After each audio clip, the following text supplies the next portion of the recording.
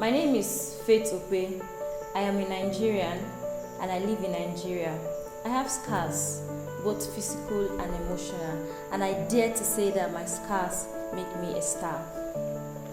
At age 1, I was diagnosed with acute osteomyelitis.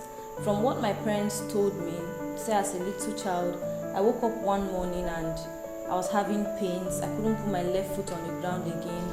Before they could say anything, I was having fever, nausea, and then my leg was swelling and all. They went everywhere. They sought for solution but couldn't find. And then suddenly, one time they found a clinic where it was diagnosed as acute osteomyelitis, and from there I was referred. My parents were referred to National Orthopedic Hospital Enugu so that they can perform an urgent surgery and correct the leg. And from what they said, they couldn't afford to pay for the surgery. They couldn't fund the bill. They went everywhere. They wanted to borrow. They sought for help. They couldn't get. And after a while, it subsided. There were no pains again. The pulse had gone down. I was left with a visible wound, but I was okay. But at age 2, the whole thing resurfaced again, and this time it was more terrible because it didn't actually leave. It was not given any medical attention, so it resurfaced and it was more terrible. And what it did at age 2 was it locked up my kneecap. My kneecap was locked between the bone on the lower limb and the one on upper limb. Like the kneecap went out of place and those two bones locked up. And what that did was it made my left leg rigid. It could no longer flex, so my left leg cannot bend because of that lock there. And over the years, I grew up in pains. I had visible wounds. I was out of school several times, many times, sometimes 5 times a week, months. I was just in and out of school because of the pains I was having, the struggles I was having as a child. I was bullied in school. I have several experiences that were touching on my self-esteem. I remember a time where some children, classmates, pushed me into a very deep, dirty gutter and were jeering at me because they knew I couldn't fight back. There were several of such terrible experiences. My mates laughed at me. I couldn't play sports. I couldn't do things that everybody was doing. As a child, I was longing to be normal. I was longing to be like every other child. I was longing to be free. If I played like every other child, I would have to face the consequences at night. I felt severe pains. I would not be able to sleep. My leg was swollen, visible. There was a big wound on the leg and pus was coming out. I still remember those experiences very well. Pus was coming out and blood, water. At some point, I was even smelling because of the constant pus that was coming out from the leg. And growing up, I suffered inferiority complex.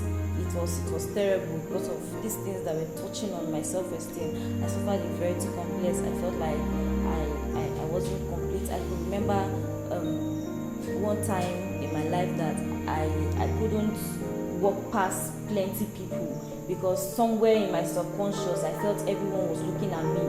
I had times where people looked out of sympathy. I had times when people looked out of disdain. I can still remember taking longer routes sometimes to get to my destination because maybe I felt there would be fewer persons to look at me at those longer routes. And at age 10, my parents decided that they were going to still make an attempt on the leg. So they took me to ABU Teaching Hospital in Zaria, Kaduna State, Nigeria.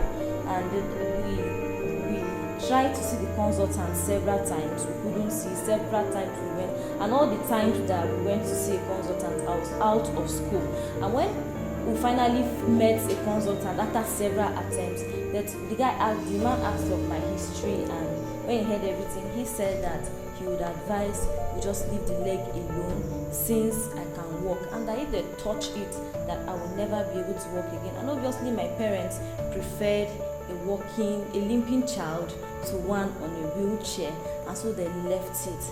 And at age 15, 16, I started having severe pains again. It was really terrible, and my dad decided that we're going to check it again. So we decided to go back to National Orthopedic Hospital Enugu and for them to work on it. And this was the first hospital I was referred to when the crisis started as a child.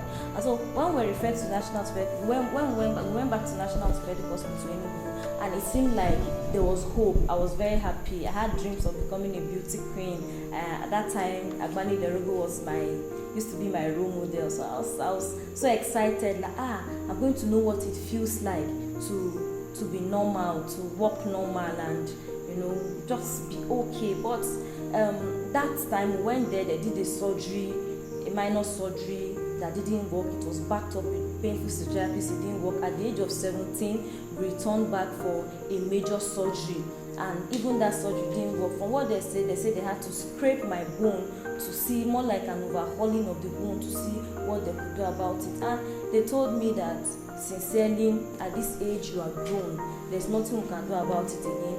If you had come when it started at age 1, or if you had come at age 9, we would have been able to do something about it. But at this stage, your knee has locked, and over the years that it locked, they say it started wearing off, and there was nothing they could do again. And so it was a very painful news for me, because it felt like my whole world was crumbling down. I felt like I was limited because of the leg. I could not do so much. So it was as if my whole world was crumbling down. I cried, I wept. But right there, a scripture popped up in my spirit, Romans chapter 8. All things work together for good unto those who love God and are called according to his purpose. And I made up my mind that even this one is going to work for my good. It's not going to work against me.